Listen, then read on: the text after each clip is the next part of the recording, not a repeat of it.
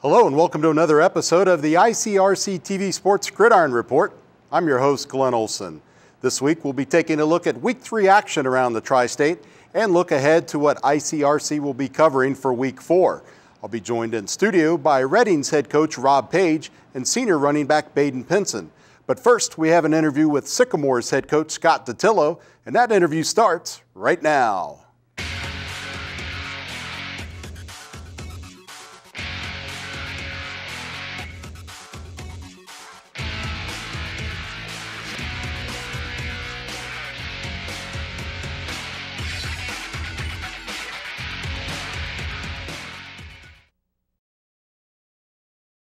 We're thrilled to have Sycamore head coach Scott Dattillo join us in studio for our first interview.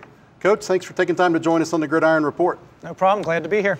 A lot of our viewers at home may not be familiar with your background as a player and as a coach, so fill us in a little bit about your football history. Well, starting as a player, I played through high school and didn't play any college. Graduated from Elder High School in 1988, where I was a quarterback there.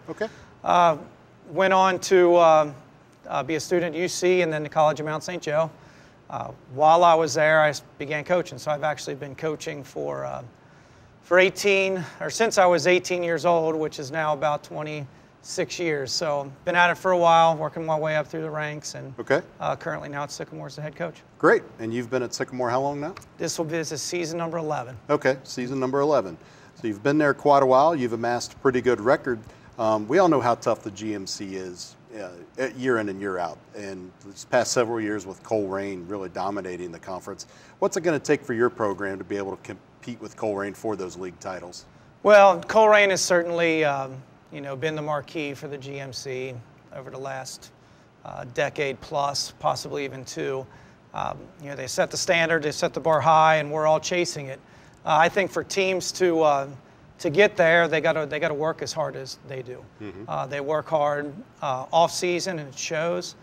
They play extremely hard. They're well coached. We feel like we do a lot of that, but we're not to that level yet, and nobody really has proven to be over that time. There's been years where teams have stepped up to the plate and competed with them, but we haven't been able to overtake them. And it's a goal of all of ours, and certainly a goal of mine at Sycamore to get there. Sure. Let's talk about this year a little bit. You've toughened up your non-conference schedule. Week 1, you lost to the reigning State 2 division champion, LaSalle, then went across the river to play Covington Catholic. Lost in overtime both games. How have your players responded to those overtime losses going into your win last week against Fairmont? I would say mixed review. After the LaSalle loss going into the CovCath game, we didn't respond well at all. We practiced poorly. Us coaches had to provide the motivation, the energy at practice, the leadership, and we talk all the time with our team. When the coaches have to do it, it's part of our job, but when we are the source, it's a problem, and that's how that week went. Unfortunately, it showed in our play. Covington Catholic played a very good game. They made a ton of plays. And we just shot ourselves in the foot too often. It had been a good game regardless because they're a talented team, but we did some things that were very uncharacteristic of ourselves. So we ended up starting out 0-2, flipped the switch to a week later. We responded very well to that. We had a little heart-to-heart with the seniors and had some meetings and some long, hard talks. It wasn't about yelling and screaming. It wasn't about overdoing it or panicking for that matter. It was just a matter of just settling down and playing better. And we did that throughout the course of the week, and it showed in our game against Fairmont. Okay, so you did emerge victorious 35-7. Yep. Who stood out for you in that game? Honestly, our team did. We have been a very good team since the start of the season, 90% of the time. Just the 10% of the time we've been really mistake prone and doing things that really just kind of prevent you from beating good teams. None of that happened against Fairmont. We played a clean game. We turned them over. I think we had one turnover throughout the course of the game, trying to sneak a pass in there. But we played a clean game. We blocked well. We tackled really well. We played with discipline, and our special teams showed up, which has been a problem the first two games. Sure. Well, now that the non-conference slate of games is over, you head into GMC play this week with a surprising Hamilton team coming in at 3-0. What are you doing to prepare your team for the Big Blue? Well, first of all, it's not surprising. Coach Murphy does a great job over there, and it was just a matter of time. You could see it coming throughout his years since he's been there, and his hard work and his talent as a coach are starting to show. It's very evident on film, and I tip my hat to him. He's a really good guy and a really good coach. Yeah. We're going to have to match all that. They're playing well. They're playing with confidence. They play with energy. And they have a lot of good players, to complement all them intangible things I just mentioned. And it's going to be a battle for us. So how are you keeping your team focused on Hamilton this week when you know the next week you have Coleraine on the schedule? It's not that hard. I think we've learned our lesson. Unfortunately, we learned it the hard way. And we put ourselves in a position where every game is a monster game from here on out, regardless of who we're playing, whether it's a team that hasn't won a game yet or a team that's 3-0. It sounds simple, but we're just worried about us. We want to play our game. We want to play the techniques that we feel like we need to play and improve upon. And this week it happens to be Hamilton. Coach, you've talked a little bit about your senior leadership. Can you give us some insight into who some of those guys are and the type of students and leaders that they are as well as athletes? Yeah, I think we have really good leadership. I think it could be better, but I think it's really good. Our quarterback, Jake Borman, he's a 3-year starter. He actually started a game his freshman year and won that. So he's been at the helm for a long time. He knows what we're working toward. He knows what we're trying to accomplish, and by experience and the position he plays a quarterback, he's in a leadership position, bar none, without question. But he also has those characteristics. He's really played well this season, from scrimmages through, and he's done a great job. Rayvon Bonner's another leader on our team. He's a hard-working kid. He's not the most vocal in the world, but when he speaks, he, gets the attention of the team. But his ability and work ethic really help us out. On the defensive side, Grant Young's done a great job. And, by example, Jaden Sanders, who is another captain. He's not a starter, but he does help us out on special teams. And he's just had a great work ethic and done everything we've asked. And we've rewarded him with being a captain. Well, Coach, what surprised you about your team at this point through 3 games? To be honest, on a positive side, I'm really pleased with where we're at given our situation. We did not expect to be 0-2. They were heartbreaking losses. Losses that can really spiral a team negatively throughout the year, and we haven't done that. So I'm very proud of them for that. On the flip side of things, I thought we'd be executing better. We're an experienced team. I'll take ownership in that. Maybe we jumped the gun with some things or overlooked some things that maybe we thought experience would help us with. But we're in a decent spot. We got some tough opponents coming up. We're starting a GMC, so in a way, it's a fresh start. Coach, final question for you. Without giving away too much of your game plan this week, what are you expecting Hamilton to throw at your Aviator team, and how are you going to respond? Well, what I think they'll throw at us is exactly what they've done. There's no reason for them to change what they do. They have 2 very talented kids in the backfield, at quarterback and running back, and they run them both. Yep. They got skill at the wide receiver spot and size at the wide receiver spot. When we scrimmaged them last year, that was an issue. Their length and their size against our secondary, which is a good secondary, but we're 5'8", 150 versus 6'2", 195. Right. So there's some things that we'll have to shore up on the edge there with their size. On the other side of the ball, we feel like we just need to execute our stuff. We have enough talent to be a prolific offense. I've already mentioned the quarterback and tailback.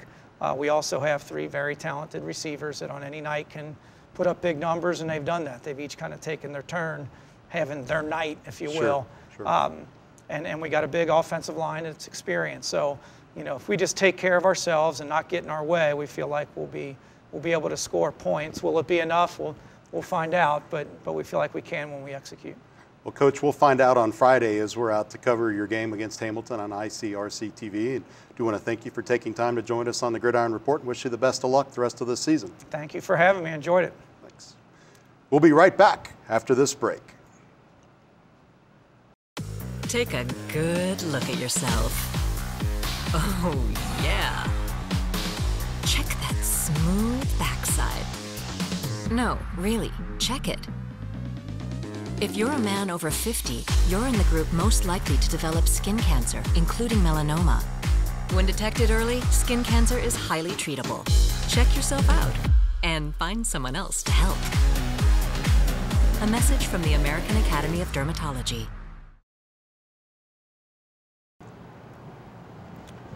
Welcome back to the Gridiron Report. We're pleased to have two guests with us in studio today, senior running back and linebacker Baden Pinson, and the Reading Blue Devils head coach Rob Page. Thanks for joining us.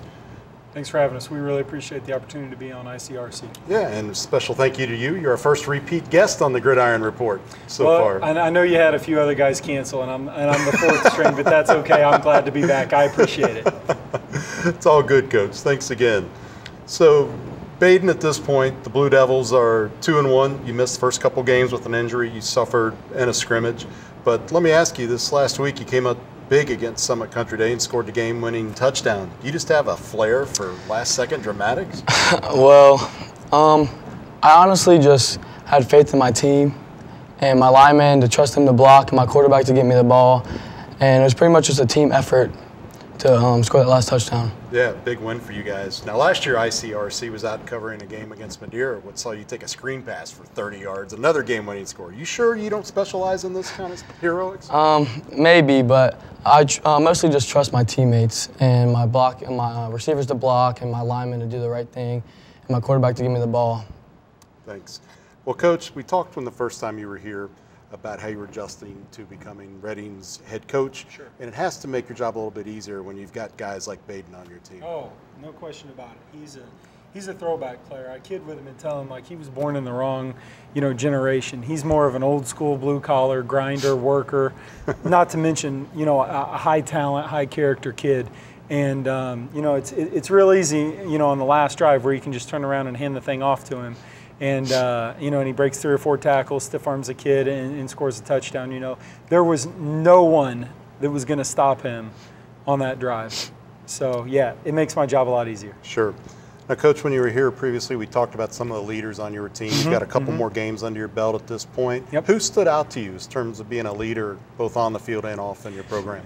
Well, we've had some great senior leadership. Our quarterback Tyler Bridges, Baden, obviously. Alex Walkendorf is another young man that I mentioned who he leads the CHL in interceptions, leads us in catches, basically is the quarterback of the defense. He's another one that is a phenomenal player for us. Senior offensive lineman and captain Corey Frank is another guy who's a leader. We've also had some underclassmen step up. Aiden Asbrock, playing outside linebacker, has done a fantastic job.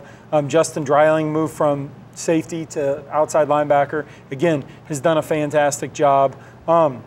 And just across the board, I really think the guys have embraced work. And, at the end of the day, that's something that we really preach in our program, is that if you work hard, good things are going to happen. And you just have to keep working and keep chopping, because you never know, we talk about you never know what swing is going to knock down the tree. But if you stop, you're never going to knock it down. You just have to keep chopping. Makes sense. Now, Baden, what's it been like for you playing with some of these guys that Coach just mentioned over the last few years of your varsity career? It's been a great experience. We're just real great friends. We've created that bond that's never going to be broken. And it's just, it's amazing to play with them. They're great people. And I assume a lot of these guys you came up through the Pee Wee ranks? Oh, yeah. Just about mostly all of them, yeah. Yeah. So now here you are in your senior year. Senior year is a big expectation for students as they come through their scholastic career. What's your senior year been like so far? I just had a lot of weight from Coach putting it on my shoulders to be the best leader that I can be and try to help all the younger guys come up and do what's expected of them. Mm-hmm. Now, Coach, you've got Deer Park coming up this week, revival of that program with their alum, Eric Taylor, taking the reins of that program. Yep. What's it going to take for you to stop those guys this week? Well, you know, I think for us, we have to play sound, disciplined football. We have to get lined up. You know, they do a lot of nice things formationally. They'll get into some unbalanced stuff, run some jet misdirection and things like that. But, you know, really winning is a very simple formula. Protect the football, win the line of scrimmage, and we talked this week about we want laser precision execution. And if we do those three things, we'll be all right. You know, we always, no matter who we're playing, we want to focus on us. We want to get better at the things that we coach, better at tackling, better at block destruction, better at running our feet through blocks, finishing runs, catching the ball, all that type of stuff. The stuff we can control, not what the other team does. Now, Baden, we know you play running back, you play linebacker also, and Deer Park has a pretty good athlete, at least on paper from the stats that we've seen, in Jordan Yelling. What do you do to prepare for a player like that? Well, we pretty much just trust coach's scouting plan, and we just follow whatever he tells us to do, and usually that leads us to do great things. Now, Baden, another question for you. When Coach was here a couple weeks ago, we peppered him pretty good about his goals for the program, the things he wanted to achieve in Reading. What are your goals as a player for the team this year? Well, I would like to lead the CHL in rushing yards and touchdowns, and I would like our team to hopefully be able to come out with the CHL championship this year. And not to put you on the spot here with Coach sitting right across the table, but what's the transition been like for you having Coach Page come in for your senior year? I mean, it's been hard because I've had 3 different head coaches now, but I love it. I mean, he's a great coach. I couldn't imagine it my senior year without him. Great. Now, Coach, for you, now that we're getting into league play this week in the CHL, what are you expecting out of the CHL this year? Well, you know, I think it's a very fantastic small school league. You know, I would put some of our top teams against any top teams in the state in Division IV. You know, Wyoming's a great football team. Indian Hill's a great football team. Maramont's had a great start. You know, Madeira's put up huge numbers recently, you know, against their opponents and things like that. So, you know, every team week in and week out, you know, is going to be a really good football team. I know Eric Taylor had a lot of success at CHCA, so, you know, I know that they're going to be a well-coached football team this week. You know, and we talk like, who's the most important game on our schedule? The game we have. The best team that we play this week is Deer Park. They're the best team on our schedule right now because they're the team we play this week. So we're really focused on them. But, you know, it's a great opportunity for us to compete against a high-caliber league, and that'll just make us better. You know, and that's the ultimate goal. We want our guys to be the best they can be, whatever that is. At the end of the year, whatever that may be, if we've achieved our maximum capabilities, I'm going to be happy and satisfied with the results. Baden, do you agree with what Coach has to say? Oh, yes, 100%. Didn't expect anything less, right, Coach? Listen, he's a great young man, and you know, I'll pay him for the nice compliments, you know, that he said earlier. You know, I'll get him a sandwich or something. That's I really have felt you know, a nice welcome from the Reading community. It's a great place to coach. Sure. It's a great place to live. You know, I have my house up for sale, and I would love to move to Reading and have my son go there. You know, I don't think you can find a better small school atmosphere. It's a blue collar, hard nosed community. Sure. I absolutely love it. Yeah, and your stadium, one of the more special places to play in the Cincinnati area. Very iconic structure there. And yes, it is. A lot of good memories over the years. Absolutely. For sure. Well, great. Well, I want to thank both you guys for taking time out of your schedule and getting over after practice to join us on the Gridiron Report. And we wish you the best of luck Friday night against Deer Park. All right, appreciate it. Thanks for having us. We'll be right back with highlights from our Week 3 action and take a look ahead to the games we'll be covering in Week 4 right after this break.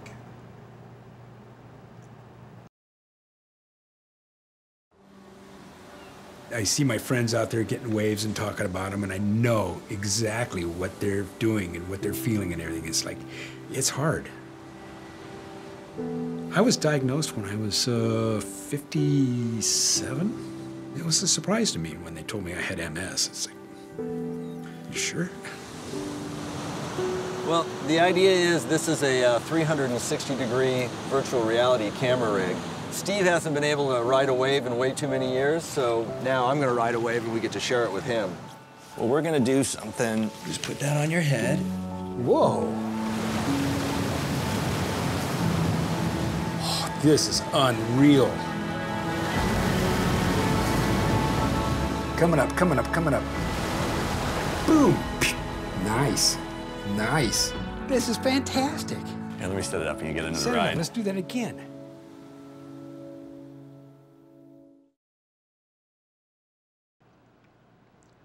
Welcome back. ICRC Sports was out in force this weekend as we covered Hillcrest versus St. Bernard Elmwood Place and a game that was played at Laughlin's Memorial Stadium due to the recent flooding that affected the St. Bernard area. We also covered Norwood at Milford as the Eagles were looking for win number 1 on the young season. Let's go to the highlights. Starting off in Laughlin, where the Titans got the scoring started as quarterback Anthony Harrison rolls to his left to find a wide open Antonio Cook. After a missed extra point, the Titans led 6-0. The Hillcrest Rams would answer with a 50-yard double reverse for a touchdown. A missed 2-point conversion left the game tied at 6. Later, quarterback Anthony Harrison would add another score as he runs left on the keeper and cuts back to the middle, makes a few men miss and dives in to complete the 30-yard touchdown run. Brandon Allen would later make an ill-advised throw as the Titans' Tyreek King would jump the route, intercept the pass, and take it to the house. The Titans would emerge victorious and score their first win of the season, 27-14.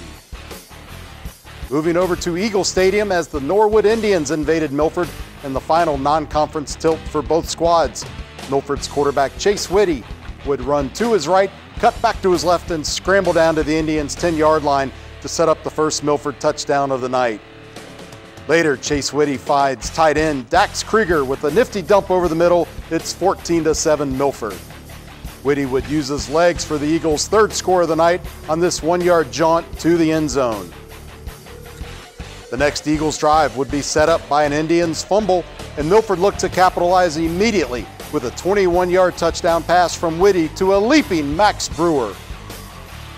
Dawson Sloan had his best night of the season as he set up a Milford score with this long run as he cut to his left and ran down the Milford sideline for a 30-yard gain. Sloan would finish with 168 yards rushing, and Whitty led the way with 261 rushing yards also. The Eagles would go on to win 52-48 to notch their first W of the season. Both teams combined for 100 points and over 1,000 yards of offense. That will do it for the Week 3 highlights. Let's now take a look ahead to the ICRC coverage for Week 4. We'll be at Reading's Veterans Memorial Stadium as the 2-1 Blue Devils will host the 1-2 Deer Park Wildcats in the CHL opener for both teams. Reading's Baden Pinson will look to continue to get into midseason form after an early season ankle injury. Reading's defense will look to build on back-to-back impressive performances as they allowed only 21 points during the last 2 weeks. Deer Park looks to be much improved under new head coach and Wildcat alum Eric Taylor. Keep an eye out for Jordan Yelling, who has 421 all-purpose offensive yards and 131 all-purpose yards on special teams returns, along with 8 all-purpose touchdowns. We will also be on hand for the GMC opener for Sycamore as the 3-0 Big Blue of Hamilton invade Memorial Stadium. Hamilton quarterback Eric Jackson is a dual-threat offensive force as he has racked up 507 passing yards, 331 rushing yards, and 9 all-purpose touchdowns. His top target is senior Vince Sanford, who has 11 catches, 293 yards, and 2 touchdowns. For the Aves, expect to see a steady dose of senior Rayvon Bonner, who has ran for 394 yards and an amazing 10 touchdowns already this season. Sycamore's Jake Borman is a dual-threat quarterback in his own right as he piled up 572 passing yards, 180 rushing yards, and 4 all-purpose touchdowns. You heard Coach Dattillo tell us earlier that Borman has a slew of weapons at his disposal, including Kadeem Fall and Jonathan Malik, as well as Myron Williams, who have combined for over 500 receiving yards and 2 touchdowns. Be sure to find these contests online at ICRC-TV.com a few hours after the completion of the games. That'll do it for the Week 3 wrap-up and Week 4 previews. Stay tuned for the fastest lap around Southwest Ohio in television, the 2-minute drill. Take a good look at yourself. Oh, yeah. Check that smooth backside. No, really, check it. If you're a man over 50, you're in the group most likely to develop skin cancer, including melanoma. When detected early, skin cancer is highly treatable. Check yourself out and find someone else to help. A message from the American Academy of Dermatology. Welcome back. Let's get started with the 2-minute drill. The Cincinnati Country Day Indians faced off against Ponitz Tech Thursday in Dayton. The game was suspended due to severe weather and resumed Friday. The Indians' fortunes did not change with the weather, and they fell 36-14. Harrison's road trip was a little shorter this week, but the outcome was much different as they made the cross-county trek to Anderson to face the Redskins. Wildcat senior receiver Nick Vanderpool had 3 touchdown catches, and his quarterback Frankie Young was 34 for 47, 396 yards, and 6 touchdown passes. Harrison kicker Kyle Farfsing booted a 22-yard field goal as time expired as Harrison notched their first win of the year, 48-47. The number 1 teams in Divisions 4 and 5 squared off as the Indian Hill Braves battled the Roger Bacon Spartans in a game played at St. X due to the flooding damage at Bron Bockovich Stadium. The Braves' Reed Eichholz had 190 yards passing and 3 scoring strikes, and Zarian Hunter Curé ran for 115 yards and 2 TDs as the Braves prevailed 48-10. The Mason Comets hosted the Moeller Crusaders at Dwyer Field in a game played on Sunday afternoon due to the widely reported bomb threat Friday night. Preston Hutchinson had 2 touchdown passes, but Mason fell 17-14. The Mount Healthy Fighting Owls continue to fly high as they routed Glen Estee 37-0. Owls quarterback Michael Crawford had 209 yards passing and 3 touchdown passes along with a rushing touchdown. Robert Corbin had 3 receptions for 179 yards and 2 were for touchdowns. The North College Hill Trojans hosted the Northwest Knights. Northwest emerged victorious 38-19 on a night when the Trojans football field was renamed in honor of Bob Coach B. Berenzi. Don't look now, but Pat McLaughlin has the Princeton Vikings off to a 3-0 start after beating Dayton Dunbar 41-12.